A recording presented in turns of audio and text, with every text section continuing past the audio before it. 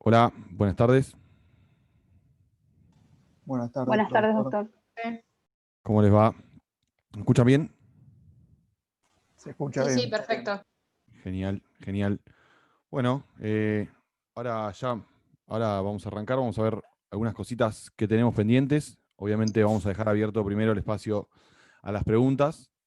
Acá hay un compañero que está un tanto apurado, veo, Gonzalo. Puede ser, Gonzalo Pagani, ¿estás ahí?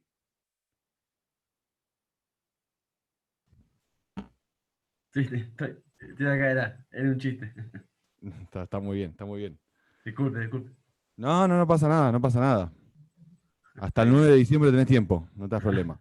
Bueno, escuchar. escúchenme, tenemos pendientes un tema, como les dije el otro día, de la bolilla de sujetos, que es el tema de la representación, tanto legal como convencional. Que yo les dije que era importante, no solo porque se los íbamos a preguntar y porque era importante para otros temas, sino que es el momento de la carrera que lo tienen que aprender esto, ¿sí? Y les quiero que les quede fijo, porque van a avanzar después, conectó la cámara, ahora se las conecto. Van a avanzar después en distintas materias y es necesario que lo sepan y después van a empezar a decir que vienen sin saber este tema, bueno, cosas así innecesarias. Así que, como les digo, quiero que lo repasemos y que tratemos de que quede fijo. Y después, si nos da el tiempo, que obviamente espero que sí, quisiera que avancemos con la unidad de actos, ¿sí? La unidad de actos, hay temas que son muy importantes, como es por ahí lo que es el tema del expediente, de qué consiste el expediente, cómo se forma el expediente. Y después está todo el tema de lo que son los actos de comunicación y las presentaciones, ¿sí? ¿Que por qué es importante? Bueno, obviamente porque las comunicaciones se dan todo el tiempo, pero hoy en día se revolucionó mucho, y sobre todo ahora con la pandemia este año, con la llegada del expediente electrónico. Ya desde hace un tiempo vamos a tener una clase específica de esto, cuando llegue el tema de presentaciones electrónicas, que lo van a ver conmigo, probablemente la próxima clase o la otra. Eh, digamos que irrumpió y modificó las reglas convencionales, no, las reglas clásicas del proceso, ¿sí? Porque este proceso obviamente está concebido para hacerse escrito, y ahora vino y se hizo de repente todo electrónico, pero para hacerse electrónico pasó algo muy curioso, que es que no es que se modificó el código, sino que es algo que ustedes lo han visto en la primera parte. Acuérdense que la Corte tenía esta facultad de dictar sus propios reglamentos para manejar el funcionamiento obviamente, del Poder Judicial, ¿sí? Esto ustedes lo vieron en la primera parte cuando vieron las facultades que tenía la Corte. Entonces la Corte, asumiendo esa facultad legislativa, que obviamente lo vimos que corresponde al Poder Legislativo, dicta ciertas acordadas, ciertos reglamentos e implementa lo que sería el expediente digital, las presentaciones electrónicas, bueno, todo esto es lo que ya vamos a hablar oportunamente. Para llegar a eso, primero tenemos que ver algunas otras cosas antes, y una de ellas es la que yo les dije, el tema de la representación legal y la representación convencional en el proceso. A ver, ¿qué es lo que quiero que veamos? Porque el tema es muy simple, ya lo vimos el otro día, ¿sí? El otro día vimos en qué casos existía la representación legal, cuál era el fundamento, ¿sí? Que teníamos en el fundamento legal por el cual necesitamos acudir con un representante legal. Estudiamos el Código Civil, creo que se entendió, le dedicamos bastante tiempo. Después adelantamos que la representación convencional tenía que ver con un contrato de mandato, que Lisa se acordaba de los artículos, y calculo que lo seguirá haciendo. Y eso está, a ver, es un tema simple del Código Civil. Por un lado, la capacidad, el tema de hacernos representar porque no tenemos esta capacidad procesal, y por otro lado, la posibilidad de delegarle las riendas del juicio, por decirlo, a un profesional, que sería la representación convencional. Eso está bárbaro, se estudia del Código Civil y es algo bastante simple. Ahora, lo que yo quiero hoy es que lo plasmemos en el código, quiero que veamos en el código procesal dónde está instaurado eso, ¿sí? Porque lo que vimos recién son dos cosas del Código Civil y Comercial, ¿sí? Por un lado, el tema de capacidad, y por otro lado, un tipo de contrato. Entonces, hoy lo que vamos a ver es específicamente cómo eso está regulado en el código, cómo el código nos viene a decir cómo tiene que actuar un representante legal o cómo puede actuar un representante convencional. Y ya que estamos, lo vamos a meter con otro tema importante, que es lo que se llama el patrocinio letrado, ¿sí? Que es esta, otra vez se me cayó la cámara, ahora la voy a acomodar bien. ¿Cómo actúa el abogado cuando representa los intereses de su cliente? ¿Cómo es que tiene que presentarse en el juicio? Bueno, son varias cosas que las vamos a ver ahora durante la clase.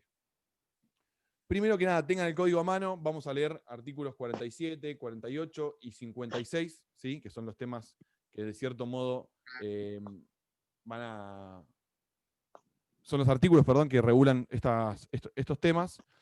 Y ya también les voy a compartir la pantalla con una especie de cuadrito que armé para el cuatrimestre pasado, que también se los voy a subir al campus.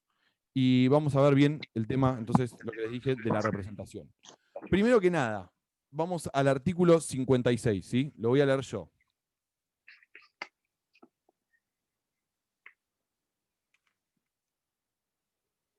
Patrocinio obligatorio. Salvo lo dispuesto en los artículos 104 y 105 de la Ley 51/77, respecto de los procuradores, los jueces no proveerán ningún escrito de demanda, excepciones y sus contestaciones, alegatos y expresión de agravios, pliegos de posiciones o interrogatorios, ni aquellos en los que se promuevan incidentes o se pida nulidad de actuaciones y en general las que sustancien o controversian derechos, ya sean de jurisdicción voluntaria o contenciosa, si no lleva firma del letrado, ¿sí? Acá tenemos un requisito importantísimo que viene a poner el código de procedimientos, que es la firma del letrado con cada vez que hagamos nosotros una presentación. Por lo tanto, cualquier sujeto que quiera presentarse en un expediente para hacer alguna de esas presentaciones, va a necesitar que su presentación esté justamente patrocinada por la firma de un letrado, ¿sí?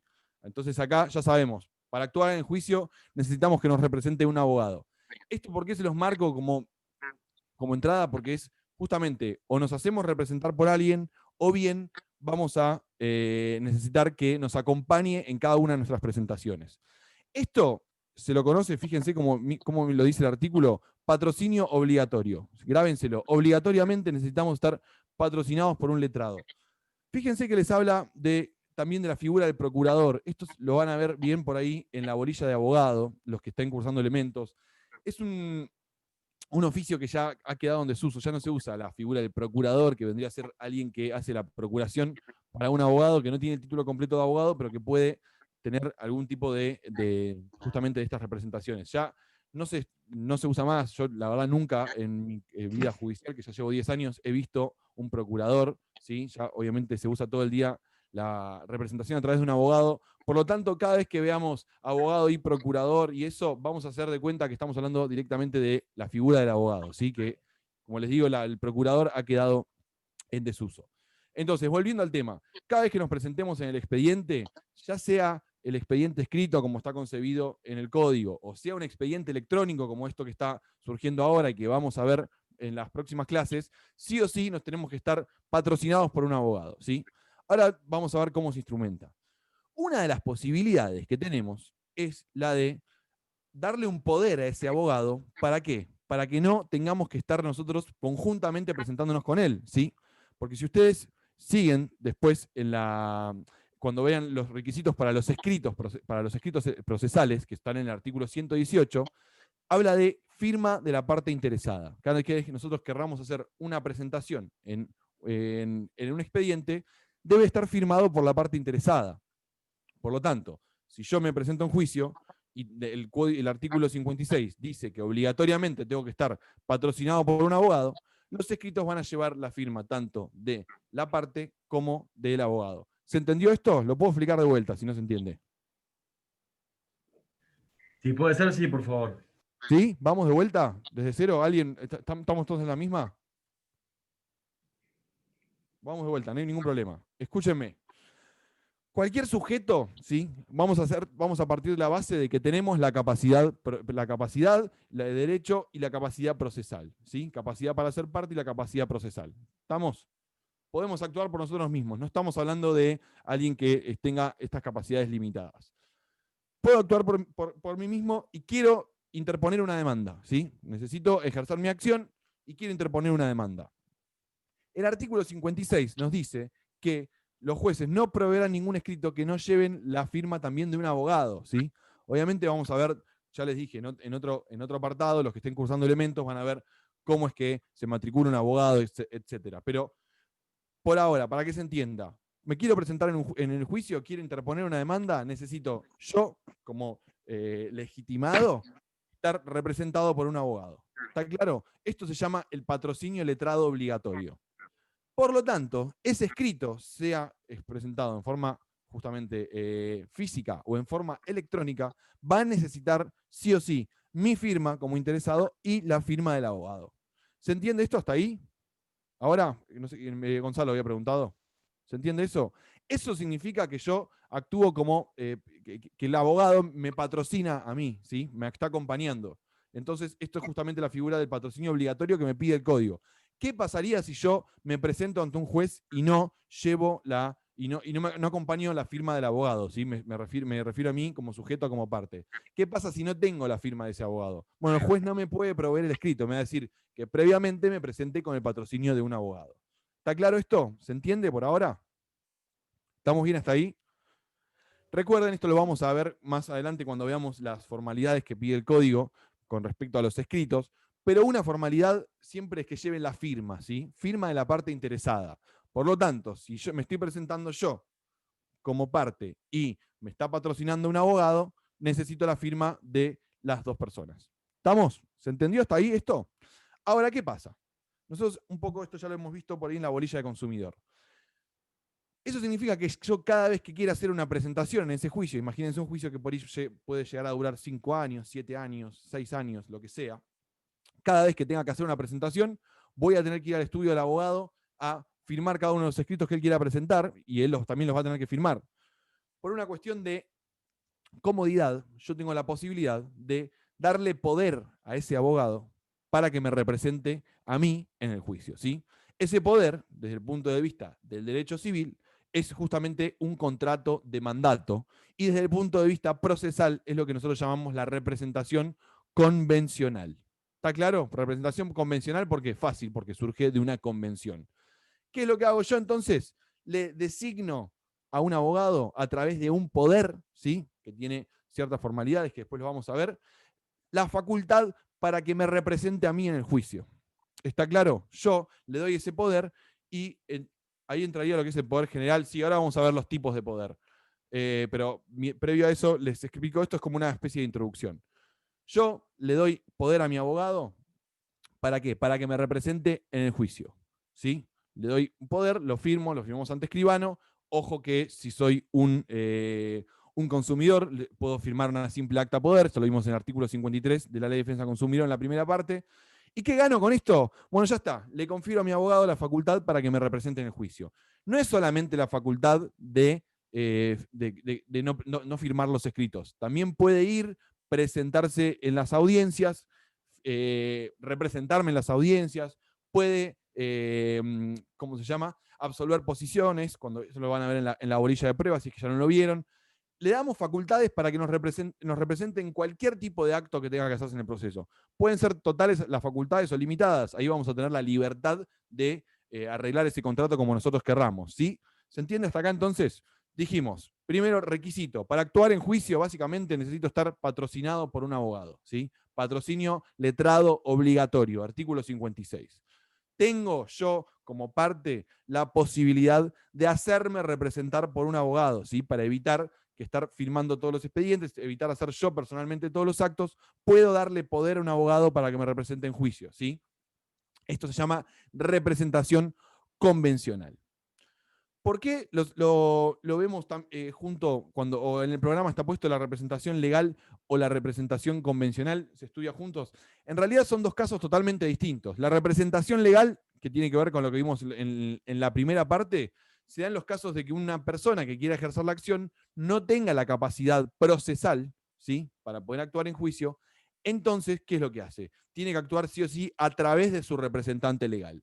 Esta obligatoriedad para actuar a través de su representante legal le da justamente el nombre a esta figura, porque es la ley la que dice que tiene que hacerse representar. Entonces, por eso es que se llama representante legal. Ahora, cuando nosotros, como sujeto que tiene la plena capacidad procesal, decidimos darle ese poder a un letrado, por una cuestión de comodidad o lo que sea, hablamos de representación convencional. Pregunto de vuelta, como hice hoy, así, prima facie, a primera vista, ¿está claro? ¿Se entiende entonces? Representante legal, representante convencional y la necesidad de actuar con patrocinio letrado obligatorio.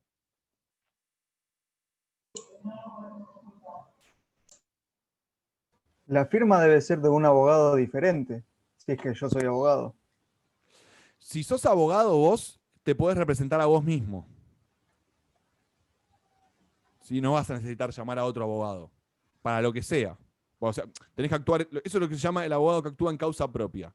Por ejemplo, tenés que hacer un reclamo por lo que sea, cualquier necesidad que tengas de acudir a la justicia, de ejercer una acción o de defenderte de una acción que te interpongan, ya vas a poder representarte a vos mismo, ¿sí? No vas a necesitar contratar a un abogado. Aunque si querés podés hacerlo, podés hacerte patrocinar por otro abogado, ¿sí?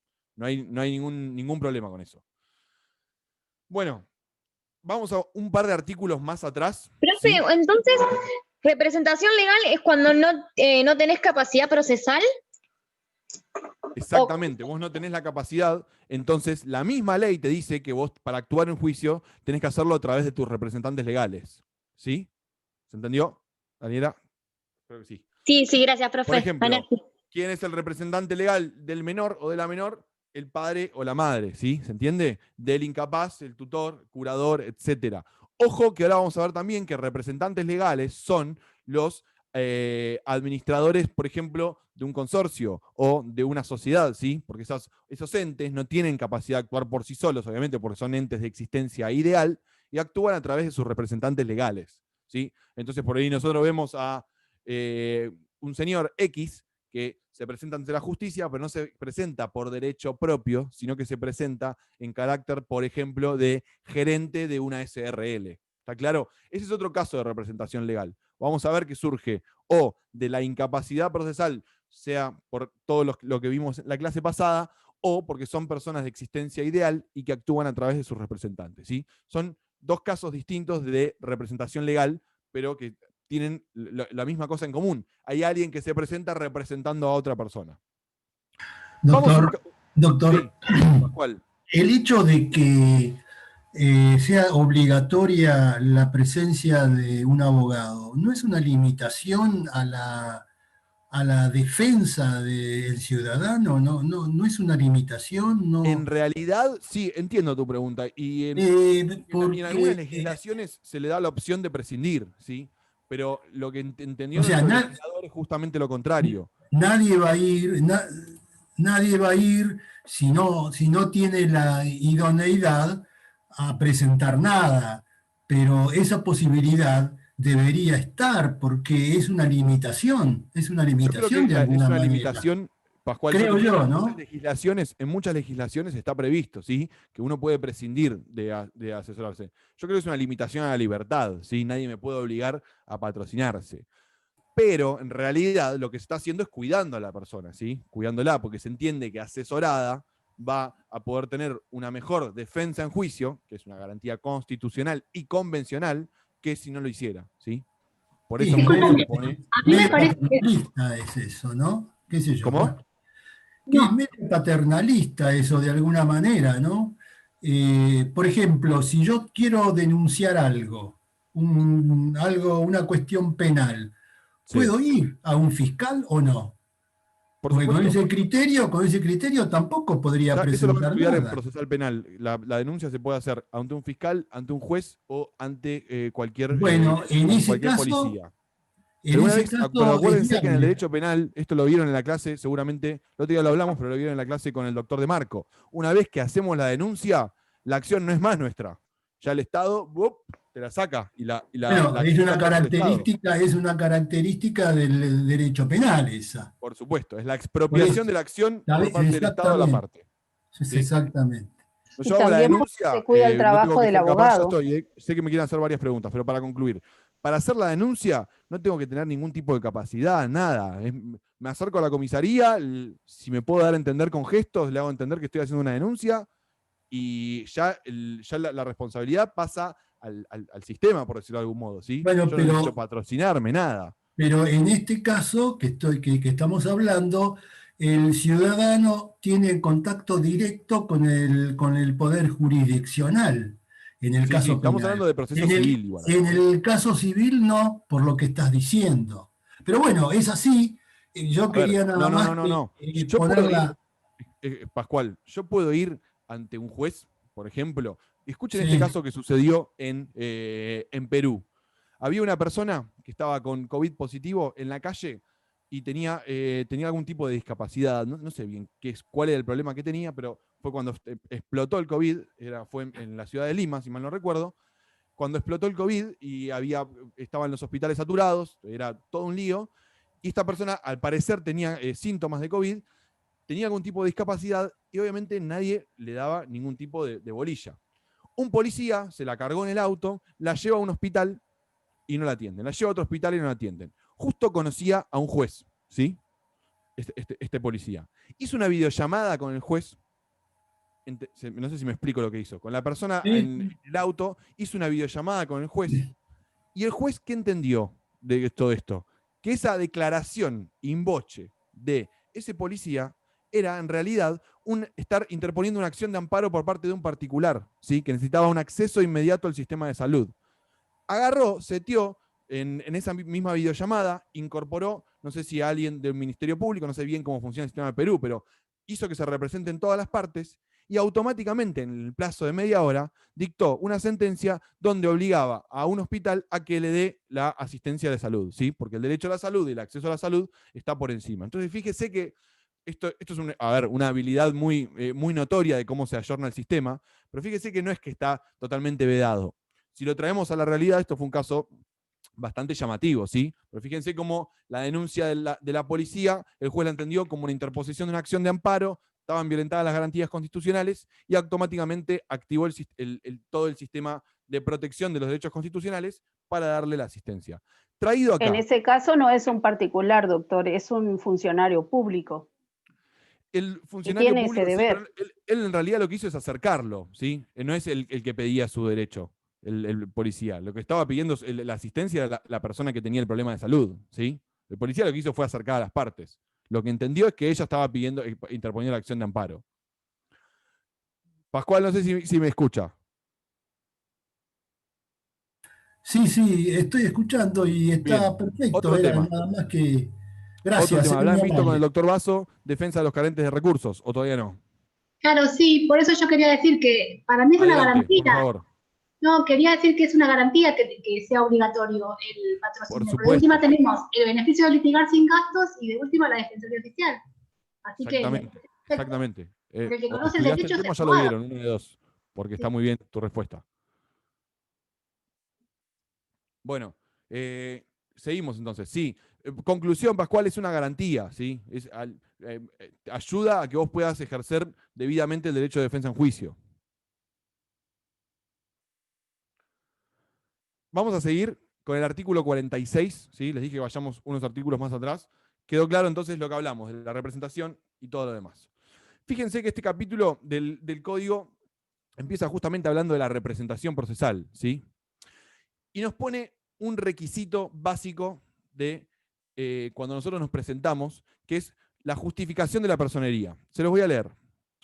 La persona que se presente en juicio por un derecho que no sea propio, aunque le competa perdón, que voy a prender la luz, un segundo.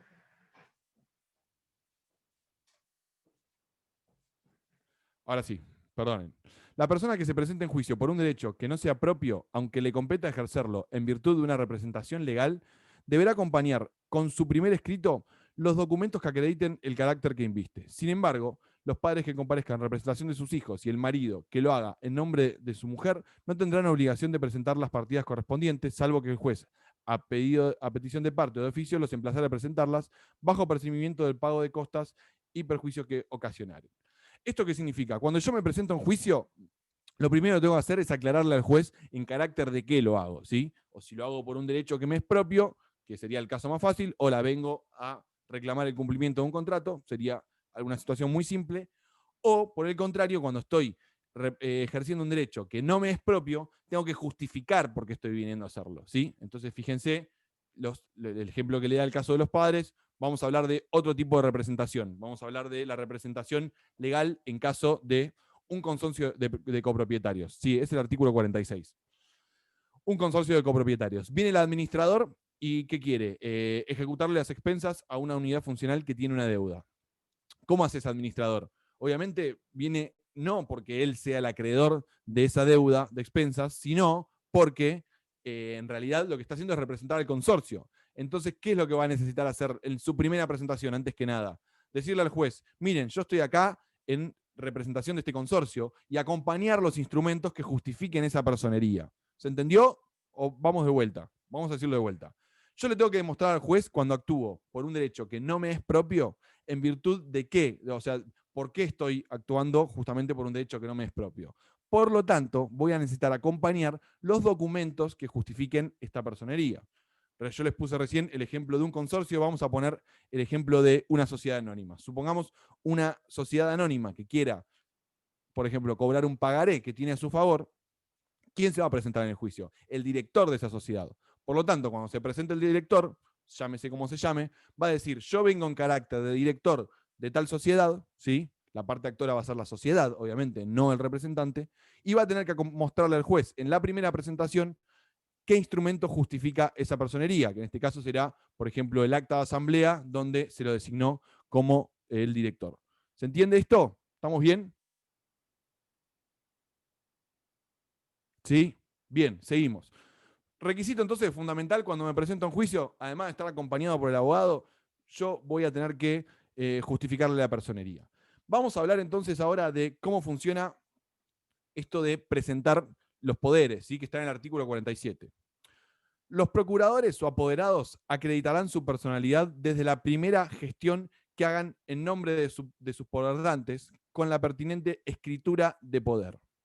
Sin embargo, cuando se invoque un poder general o especial para varios actos, se lo acreditará con la agregación de una copia íntegra firmada por el letrado patrocinante o por el apoderado. De oficio o a petición de parte, podrá intimarse la presentación del testimonio general. Entonces acá nos dice que el abogado cuando se presenta va a tener que justamente exhibir ese poder que justamente le fue cedido por justamente su poderdante. No sé si están viendo ahí la pantalla. Entiendo que sí. Fíjense entonces, yo acá les trato de diferenciar los casos. Hablamos primero de la figura del abogado cuando actúa como patrocinante, patrocina a la parte. ¿Tiene poder? Estamos hablando del caso de que no. Entonces, si hace una presentación, la firma el abogado y su cliente. ¿Qué pasa cuando se le da poder? Actúa como apoderado y esas presentaciones que haga van a hacerlas solamente con la firma del abogado. ¿Por qué? Porque ya tiene la facultad de representar a la parte, ¿sí?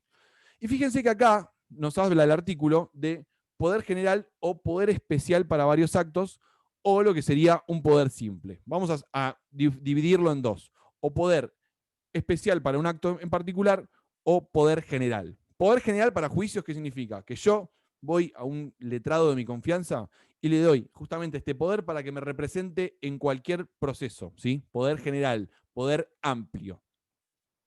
Un poder especial, o sea, un poder especial para un solo acto, sería un poder donde yo le digo al abogado que le voy a dar justamente este mandato para que me represente en un caso en particular, ¿sí? ¿Se entiende la diferencia entre uno? Poder general, poder amplio para que me represente en varios procesos, o poder especial para que sea para un proceso en particular.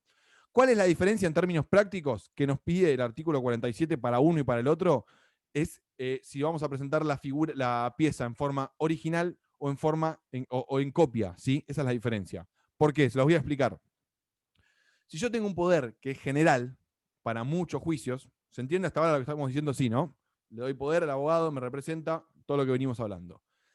Si yo le doy un poder general para muchos juicios, acá lo que nos está diciendo el artículo 47 es que con la simple presentación de la fotocopia firmada por el abogado es suficiente para acreditar ese apoderamiento. ¿Por qué? Porque, bueno, justamente, como es para muchos juicios, yo voy a tener que presentarlo en todos esos expedientes. Por lo tanto, si yo presentara el original, si me exigiera presentar el original, con la presentación en uno de los casos estaría ya agotando mi cantidad de copias, ¿sí? Entonces, cuando estamos hablando de un poder general, ahora vamos a poner un ejemplo, cuando estamos hablando de un poder general para juicios, es suficiente con la presentación de una fotocopia íntegra firmada por el abogado.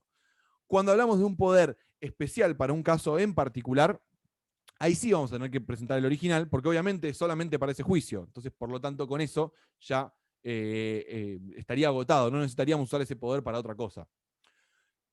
¿Qué es casos donde se utilizan poderes generales para juicios? Imagínense, por ejemplo, un banco, ¿sí? Un banco, o en un caso recién como el consorcio, o un banco, ¿sí? Que cada vez que tiene una deuda a un cliente y quiere judicializarla, obviamente tiene que actuar patrocinado por un abogado, ¿sí? Entonces, obviamente, le da este poder para que lo represente. Le da un poder para que lo represente en muchísimos juicios. Entonces, en ese caso, imagínense si tuviera que presentar el original si la exigencia fuera el original, quiero decir. Con la presentación en uno estaría agotado. Por lo tanto, con la presentación de la copia sería suficiente para estos poderes generales. ¿Se entiende bien la diferencia? Poder general y poder especial. Poder general, con la copia es suficiente. Poder especial, necesitamos presentar el original. Una pregunta. Sí. El poder general está Sí. pasado por un escribano. Sí. Fíjate Bueno, que... Sí. Porque vos después lo haces fotocopia o iribiri, bueno, queda... Exactamente. La pregunta es, ¿el especial también está pasado por escribano Sí, o porque no? fíjate que el requisito es antes, cuando te habla de presentación de poderes con la presente escritura de poder. ¿Sí? A escritura de poder hace referencia a la firma del escribano. Sí. Ah, okay. Acordate que igual que hay exhibiciones, ¿sí? Hay casos, por ejemplo, el consumidor que se puede hacer representar por carta poder, el empleado en la justicia laboral también acta poder, cuando son causas de menor cuantía, acta poder. ¿Qué sería el acta poder? En vez de ir a un escribano, me presento en la mesa de entradas del juzgado y me firma adelante del secretario, el abogado, el cliente le firma al abogado este empoderamiento, digamos. ¿Se entiende la diferencia? Sí, sí. Si no, hay que ir a escribano, pagarlo obviamente el poder, que tiene un costo, y justamente darle este mandato al abogado. Repasando entonces, si yo quiero que mi abogado me represente en muchos juicios, lo que hago es darle un poder general para juicios, y el abogado, cuando se presenta ante el juez, con la simple fotocopia es suficiente. Si yo le doy un poder especial para un caso en particular a un abogado, va a tener que presentar el original, ¿sí? Esto entonces es la figura del apoderado, ¿sí? ¿Cómo se habla coloquialmente de esto? Hablamos de abogado y patrocinante. Apoderado y patrocinante. Apoderado y patrocinante. Apoderado llamamos entonces al abogado que actúa con poder, ¿sí? Esta es la más fácil. Apoderado porque tiene un poder de su cliente. Cuando hablamos de patrocinante, hablamos del abogado que actúa siempre en conjunto con su cliente, ¿sí? Que no tiene poder.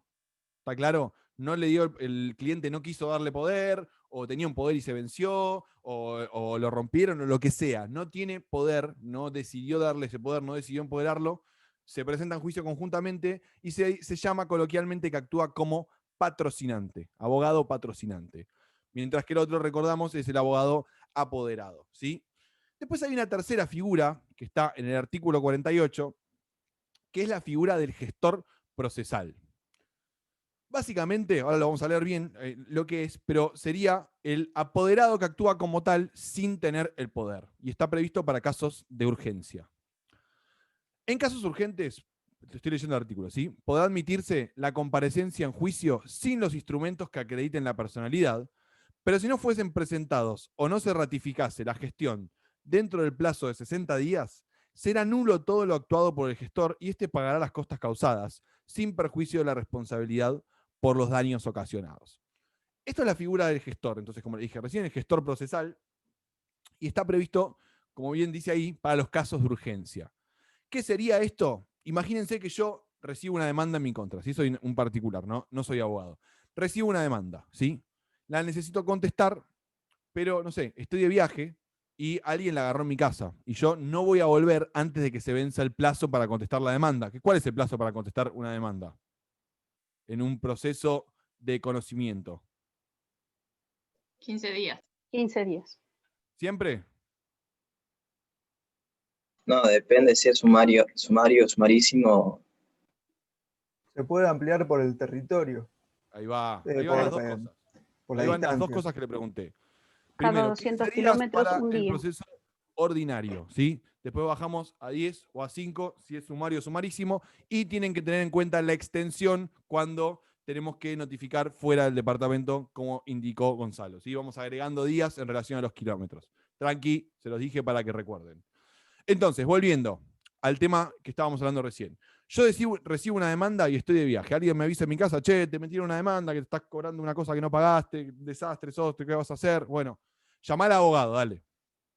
Llamás al abogado, se la llevas y dice, esto hay que contestarlo ya, ¿sí? Porque si no se nos va a vencer el plazo y no vamos a poder plantear que en realidad alguien firmó por vos y te están cobrando una deuda que vos no tenés. ¿Está claro? ¿Se entiende el caso? Estoy afuera y el abogado necesita de mi firma y yo no voy a volver porque estoy en otro lugar. Entonces, ¿esto qué estaría viendo? Un caso de urgencia. Necesitaríamos que este abogado consiga mi firma y no la tiene y yo no puedo volver. Entonces, ¿qué nos habilita el código? A utilizar la figura del gestor. ¿Qué significa? Que yo, como abogado, ¿sí? Ahora me pongo yo abogado, no yo cliente, ¿sí? El abogado tiene la posibilidad de actuar como si fuera apoderado cuando no tiene ese poder, ¿sí? Invoca esta gestión, ¿sí? Hace su presentación como gestor, ahora vamos a ver bien cómo es el procedimiento, y fíjense que habla de un plazo de 60 días, ¿sí? Grábenselo, 60 días, dice. Está redactado de una forma medio rara, por eso vamos a verlo de esta forma. Yo puedo presentarme a contestar esa demanda en el plazo que tenga para contestarla, ¿sí? Dependiendo del tipo de proceso que sea. Como abogado, invoco esta forma de gestión, digo que me presento como un gestor, es decir, se me da la posibilidad de actuar como apoderado, y a partir de ahí tengo 60 días ¿para qué? Para justificar por qué lo hice, ¿sí? Que puede hacerse de dos maneras. Pero primero, para que quede claro, desde el momento en que yo empiezo a actuar como gestor, tengo este plazo de 60 días para justificarlo. ¿Se entiende entonces? Actúo como apoderado, pero no lo soy, ¿sí? Y queda este plazo mandato, de 60 ¿no? días. ¿Cómo, Tatiana, perdón? Invocás mandato, digo. Puede ser que o presentes un poder después de eso, que sería una forma de justificarlo, o la segunda, porque imagínense que yo vuelvo de viaje. ¿Cómo, perdón? No, la segunda ratificás lo actuado. Lo ratificás, exactamente. Después se pueden dar dos situaciones. Imagínense que, voy a seguir con este ejemplo medio burdo para que se vaya entendiendo todo. Va el abogado, se presenta como gestor y contesta la demanda. Me llama, me dice, ya está, ya la metimos, zafamos, seguí tranquilo. Vuelvo a los 15 días.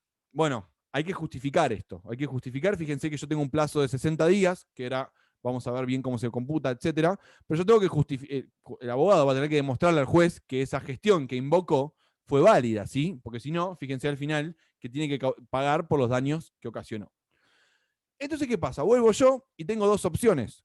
O darle poder, ¿sí? A darle ese poder para que actúe en juicio, o por ahí no le quiero dar poder. Porque digo, no, yo a este abogado no le doy un poder para que me represente ni loco. Yo quiero ir viendo lo que está haciendo. Ya está, me salvó, bárbaro, yo estaba de viaje, pero yo ahora quiero ver bien qué es lo que va a presentar. No estoy obligado a apoderarlo a futuro por el hecho de haber tenido esta gestión.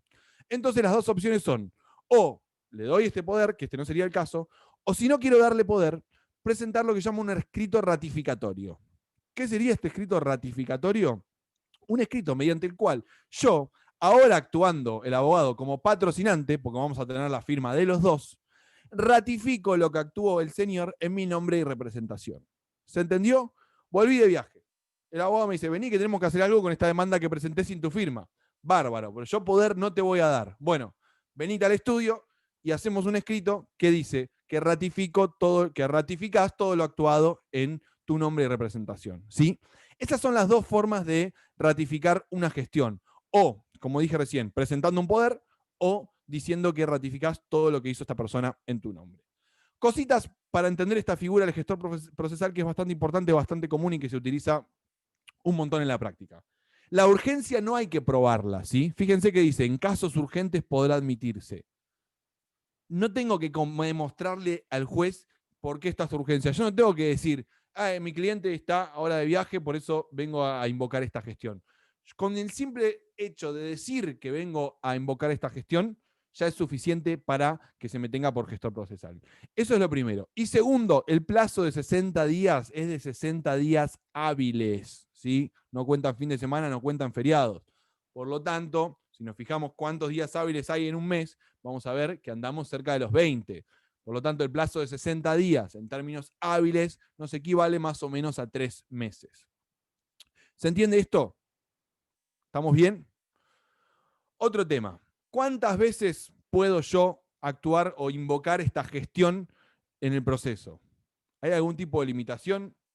La respuesta es depende. Si miramos el Código Procesal de la Provincia de Buenos Aires, que es el que más estudiamos nosotros, no hay ninguna limitación. Podemos invocar la gestión cuantas veces querramos. Si vamos al Código de Nación, vamos a ver que nos permite hacer esto una sola vez en el juicio, ¿sí? Es una limitación que tenemos. Pero acá lo podemos hacer cuantas veces querramos. Les cuento una cosa que se hace, o que hacen algunas personas en la práctica. No tengo ganas de gastar en un poder, ¿sí? No tengo ganas de pagarlo, porque obviamente al escribano le tengo que pagar por hacer este poder para que me represente. Y tampoco tengo ganas de ir cada vez que tengo que presentar un escrito al estudio del abogado, ¿sí? Re pesado ir, que se me quede charlando, que me ofrezca un café, bueno, lo que a ustedes les parezca, no tengo ganas de hacerlo. Entonces voy una vez, le firmo la demanda y le dejo firmado 5 escritos de ratificación. Dejo firmado 5, 6, 10, lo que ustedes quieran. Yo se los dejo firmados. Él conserva esos escritos en una carpetita que va a tener mi nombre con otras cosas. Entonces, cada vez que necesite hacer una presentación, invoca la del 48, está la gestión del 48, y ya sabe que desde que la invoca, durante 3 meses queda abierto. Eso es otra cosa que les voy a explicar ahora. Presenta la ratificación. Cuando la necesita de vuelta, invoca de vuelta y a los 60 días ratifica. ¿Qué les quería decir antes para que se entienda? La gestión no me habilita a hacer una presentación, me habilita a actuar durante todo ese tiempo como un apoderado, ¿sí? No es que yo lo presento solo a los fines de contestar la demanda. Yo invoco esta figura, la del gestor, y a partir de ese momento actúo como si fuera un apoderado, ¿sí? Durante el máximo de 60 días, que yo voy a tener que ratificar, o la nulidad. ¿Se entiende lo que es la nulidad, no? Se cae todo lo que hizo porque no lo ratificó. Está muy buena esta franquicia que se da esta posibilidad, pero fíjense que si no se cumple en tiempo y forma, es nulo, ¿sí? Nulo todo lo actuado y pagando las consecuencias ocasionadas. ¿Se entendió? Yo una pregunta. Sí, las que quieran. Repito lo que dije y contesto las preguntas. No vamos a volver a ver este tema y no lo van a volver a repasar en la carrera. Lo van a tener que estudiar solos, es el momento de aprenderlo e incorporarlo. Hablar de patrocinante, apoderado y gestor, se lo tienen que acordar de ahora hasta que se jubilen. Sí, Gonzalo. Sí, no, a mí me quedó bastante claro todo, pero tengo otra pregunta que es, la Paula nos dijo que tipo, teníamos que hacer diferencias entre el Código Procesal Civil de la Nación y el de Buenos Aires. ¿Esta es otra de las diferencias? Esta es una diferencia, ¿sí? Ojo. Hay que saberla. A ver, es muy básica. Claro. En Nación te pide que solo puedes hacer una vez en el proceso y en el de provincia lo puedes hacer veces ilimitadas porque no dice nada, ¿sí? Listo. Yo, si estamos viendo este tema, no les vamos a preguntar qué diferencia hay entre provincia y nación de ese tema, lo aseguro. Listo. Si lo quieren saber, es esa la diferencia. Listo. Gracias. ¿En Nación puede ser que sean 40 días? ¿En dónde? ¿En Nación? No lo tengo presente si que era distinto. Tenía entendido que era de 60. Lo podemos revisar si quieren. En la Nación es de 40 días. 40 días. Bien, perfecto. Y una sola vez. Profe, el escrito de ratificación no tiene ninguna otra certificación. Ningún otro requisito formal, querrás decir. Claro, No, perdón, requisito ningún formal. requisito. Ratifico lo actuado, punto. Pero ojo, vuelvo acá. Ojo, voy a necesitar la firma del cliente, ¿sí? Porque ¿quién ratifica? El cliente. Volvemos en esto entonces. El apoderado, fíjense, tiene poder. ¿Quién firma esa presentación? El abogado solo. ¿Cómo habla el abogado en ese escrito? Fíjense, habla en primera persona. Se refiere a que yo, como representante de tal sujeto, hago esto. Yo, como tal, hago esto. ¿Sí? En cambio, cuando habla el patrocinante, habla el cliente en primera persona, ¿sí? Porque es él el que ya se siente que va a ejercer su derecho, lo que tenga que decir. Lo dice él en primera persona, mientras que el otro va a hablar el abogado en primera persona y se va a referir al cliente en tercera persona, ¿sí? Y en cuanto a la formalidad, fíjense, el apoderado puede hacerlo por un poder general para juicios o un poder especial para uno en particular. El patrocinante necesita sí o sí que estén las dos firmas por el artículo 56 y por el 118. Y el gestor que tiene los 60 días para ratificar. Pregunto de vuelta, ¿estamos bien con esto? ¿Está claro? Asumo que sí. Escuchen. Profesor, Perfecto. Sí. a mí no me quedó muy claro eso de que puede ir renovando, o sea, se le acaban los 60 días, renueva 60 días No más. renueva, lo cierra, concluye esa etapa anterior. Invoqué, actué, ratifiqué, obviamente no presenté un poder, ratifico. Y ya eso ya se terminó. O sea, ya no puedo usar más esa gestión que tuve. Ahora, tengo otro acto urgente. Invoco de vuelta y arrancamos a contar de vuelta los 60 días. ¿Me explico? Sí. Pero una pregunta, la ratificación, digamos, ¿la ratificación me la pide el juez? No, lo presento yo, tengo que contar los días. El juez no está pendiente, pero en realidad lo puede hacer de oficio. ¿Qué es lo que sucede en la práctica? El juez no está, en primera instancia no te está contando los días el juez, ¿sí? Ahora, si la otra parte lo advierte, te saca la nulidad de una. No hay una intimación previa, ¿sí? Voy a compararlo con otro instituto que sí tiene intimación previa. ¿Cuál es? Uno que es re grave y tiene intimación previa. ¿Cómo dijiste? Excusación puede ser. Uno No, de esos será. ¿Recusación? algo que La- tiene una intimación previa y que tiene una consecuencia grave. ¿La contrademanda? No, No, la no. caducidad a distancia. ¿O todavía no la vieron? Esto lo tiene que ver con el doctor Lascano, modos anormales de determinación del proceso. La caducidad a distancia se dicta previa intimación, ¿sí? El archivo lo voy a subir al campus, sí, ahora ya mismo lo habilito, ya está subido.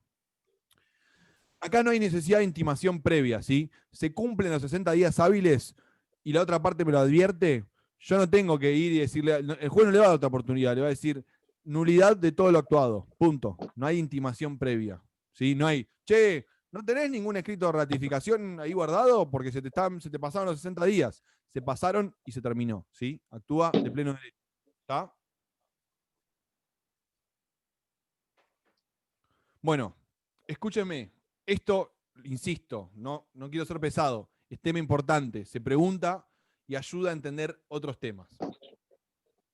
Vamos a meternos ahora en un poquito en la orilla de actos, ¿sí? Que la vamos a seguir en la próxima clase, pero quiero que nos metamos apenitas en los actos de comunicación, ¿sí? Que sería justamente uno de ellos la notificación. Las notificaciones están previstas en el código, ¿sí? Como el acto procesal mediante el cual el juez comunica sus decisiones, ¿sí? Cómo es la forma en que el juez, o cómo hace para comunicar sus decisiones a las partes o a quien esté destinada a esa decisión, porque muchas veces una decisión puede estar destinada a alguien que no es parte en el proceso, ¿sí? Pero en líneas generales es, como les digo, el medio que se utiliza para comunicar una decisión. Hay distintos medios de notificación previstos en el código. Hay uno que es el sistema que utiliza por defecto, que es el de la notificación automática. Después está el sistema de notificación por cédula, que han escuchado hablar de la cédula de notificación, que es algo que está sufriendo muchos cambios, ¿sí? Por estos días. Y después hay otro tipo de notificaciones, como puede ser por radiodifusión, notificación por edictos, se puede notificar por carta documentos, se puede notificar por acta notarial.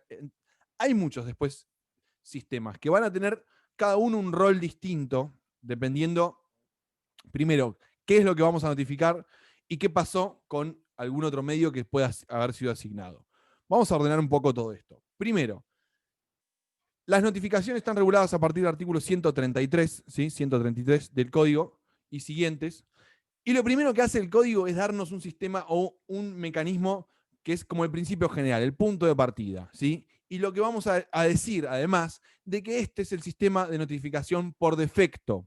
Por defecto, nosotros tenemos que pensar que el sistema de notificación del que habla el 133, que es el principio general, y que también se conoce como notificación por nota, notificación automática, notificación por Ministerio Legis o Ministerio de la Ley, tiene muchos nombres, ¿sí? Pero lo que tenemos que entender es que este es el sistema que se utiliza por defecto para cualquier resolución judicial.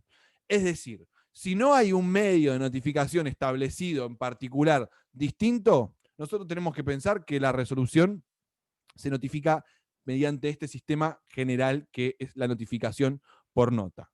¿Estamos bien? Otro tema. La notificación la dispone la ley, no el juez, ¿sí? La ley es la que va a decir cómo es que se notifica. Esto hace un poco a la seguridad de nosotros saber que esa comunicación que que recibamos de un acto emanado del juez, que es su resolución, es la misma ley la que nos va a decir cómo se nos va a comunicar. No puede el juez venir e inventar otras. Ojo que hay principios y excepciones, puede haber distintas aristas que puedan llegar a darse en el marco de un proceso, pero partamos de esa base. La notificación la manda la ley, dice la ley cómo se va a hacer. Y como les digo, en el 133 establece este principio general, que es nuestro sistema por defecto. Vamos a leerlo y después les voy a compartir pantalla porque lo vamos a tratar de implementar entre todos. Principio general. Salvo los casos en que proceda la notificación en el domicilio y sin perjuicio de lo dispuesto en el artículo siguiente, las resoluciones quedarán notificadas en todas las instancias los días martes y viernes o el siguiente hábil si alguno de ellos fuera feriado. Entonces acá tenemos algo bien importante. Salvo en los casos de que haya que ir a notificar a un domicilio, que después vamos a ver bien de qué se trata la notificación de domicilio, qué tipos de domicilios hay, etc. Y salvo lo dispuesto en el artículo siguiente, que es el 134 de la notificación tácita, que ahora vamos a estudiar qué es, todas las resoluciones que se dicten quedan notificadas en todas las instancias los días martes y viernes. Se guardan y se graban estos días que son los famosos días de nota, días en los que opera la notificación en forma automática, martes y viernes, ¿sí? ¿Queda bien en claro? Fíjense que diga, o el siguiente hábil si alguno de ellos fuera feriado. Después vamos a leer lo que sigue diciendo el artículo, pero quiero tratar de que vean esto específicamente cómo funciona. En el caso del viernes es el lunes, si es feriado el viernes. El siguiente día hábil, exactamente, ¿sí? Y si el lunes es feriado también, porque hay uno de esos puentes, a esperar hasta que esté el siguiente día hábil. Yo en algún lugar me había guardado un calendario, pero no lo encuentro.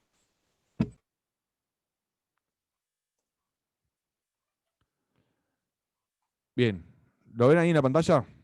No, si cosa grande es imposible. Me lo había descargado y se me fue. Igual se ve. ¿Se ve bien ahí? Bien. Partamos de esta base. Martes y viernes son días sagrados, ¿sí? Son días que sabemos que son los días de nota y quedamos automáticamente notificados. Entonces, ¿qué es lo que nosotros vamos a tener que ver para tratar de entender cuándo es que quedamos notificados? Algo muy importante que tienen, esto también lo deben haber visto con el doctor Lascano, o lo van a ver, los requisitos de las resoluciones, ¿cuáles son? Uno de ellos es que tenga el lugar y la fecha, ¿sí? Lugar y fecha. Entonces nosotros, para saber qué fecha tiene una resolución, tenemos que mirar simplemente su texto y vamos a ver que tiene que tener consignada la fecha. Después vamos a hablar más de este tema, pero la fecha en la resolución está siempre, sea una providencia simple, sea una interlocutoria o sea una sentencia definitiva. Entonces, si nosotros agarramos el texto de cualquier resolución y vemos que dice Mar del Plata, 2 de noviembre de 2020, nos paramos acá, dijimos, el 2 de noviembre fue lunes. Por lo tanto, esa resolución que se dictó el día lunes 2, el código entiende que nosotros quedamos notificados ¿cuándo? El día de nota siguiente. Día martes. Cuando es el martes. El día ¿Está claro? martes. Fíjense, Sí. ¿cómo funciona esto? No se va a librar ninguna cédula, nadie va a hacer ningún acto procesal extra. La resolución se dicta en esa fecha y el código entiende que nosotros quedamos notificados el día de nota siguiente. ¿Cuál es el día de nota siguiente? Si fue el lunes, el martes. ¿Está bien hasta ahí? ¿Se entendió eso? Sí. Seguimos. Vemos otra resolución en el expediente y tiene fecha 3 de noviembre de 2020. El viernes. El viernes, El viernes. me dicen acá. ¿Estamos todos de acuerdo en eso? Sí. La resolución se dictó el 3 de noviembre. Miramos el calendario, cayó martes. ¿Qué día quedamos notificados? Viernes. El día 6. Miércoles. No, porque días de notas es martes y viernes. El nada más. viernes. Yo sería jueves porque según el El código viernes dice 6. jueves. No. O- Vamos a, antes que nada, delineando. Yo, cualquiera que diga, quiero escuchar los fundamentos, los argumentos que tenga. Martes y viernes, no dije nada. Primero que nada, martes y viernes, ¿sí? Salvo que caiga feriado, ¿sí? Martes y viernes. La pregunta, ¿cuál es lo que estoy yendo a buscarles a preguntarles a ustedes es, ¿Qué pasa si justo la resolución se dicta un día de nota? ¿Sí? Como sería en este caso, un martes. ¿Quedamos notificados ese mismo día o el día de nota que sigue? No, el día de nota Ah, que siguiente. sigue. El día de Bien, nota el día de sigue. nota que sigue. Esa es la respuesta correcta. ¿Por qué? Porque justamente dice que quedamos notificados el día de nota siguiente. Por lo tanto, volviendo, si la resolución se dicta un lunes, quedamos notificados el martes.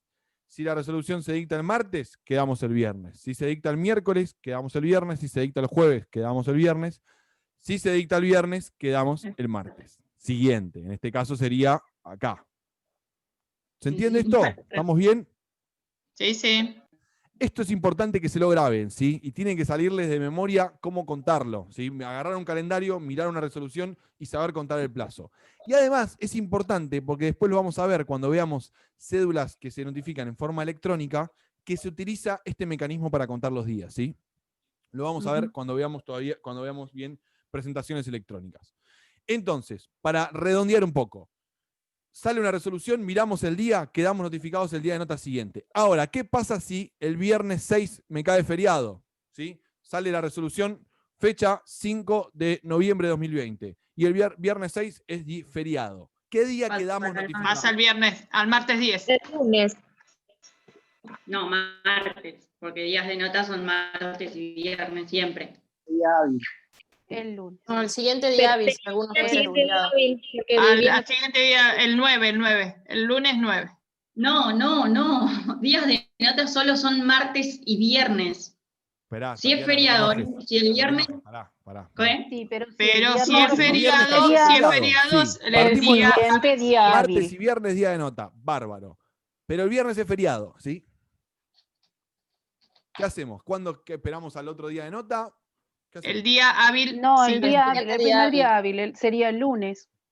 Fíjense, los días martes y viernes o el siguiente hábil si alguno de ellos fuere feriado. Por lo tanto, si el viernes 6 es feriado, quedamos notificados el día hábil siguiente, que si no pasaría nada, sería el lunes 6. El lunes. ¿Está claro esto? Lunes 9. Lunes O 9, sea que perdón. ahí estaba en el horno si yo tenía que presentar algo. Porque para mí era el siguiente día hábil. No, de nota, el martes y siguiente día viernes. hábil, pero no de nota hábil, el siguiente día hábil.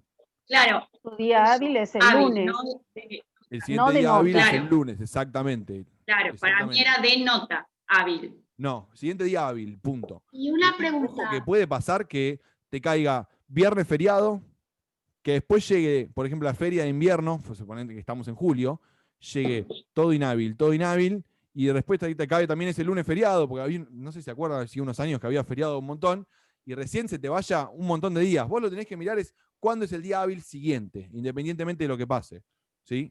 También puede pasar que en la feria de enero, ¿sí? Fíjense que todo enero es inhábil, porque está de feria, y por ahí cae en Año Nuevo el viernes. Entonces ya tenés feriado el día de nota el viernes, y tenés toda la feria, tenés que ver qué pasa después, y por ahí te engancha con un carnaval, y Santa Cecilia, de la Fundación de Mar del Plata. Tenés que tener bien en cuenta cuál es el hábil que sigue, ¿sí? Más allá del martes o el viernes.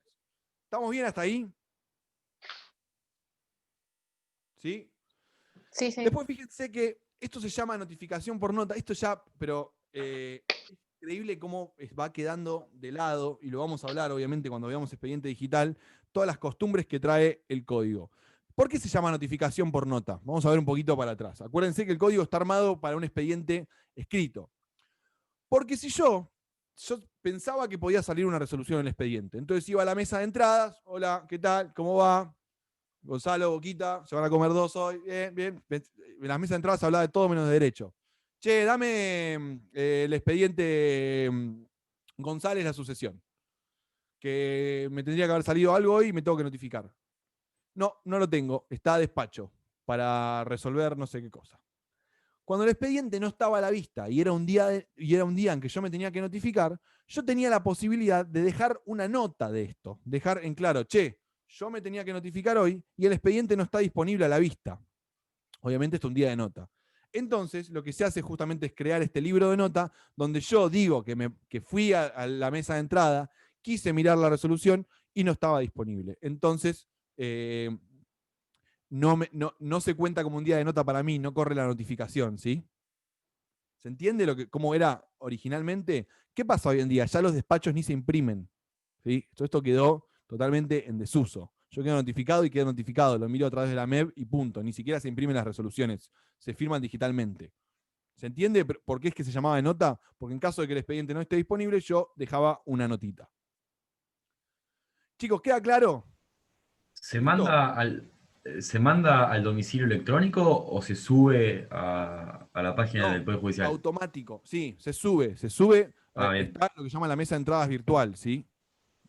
Bien.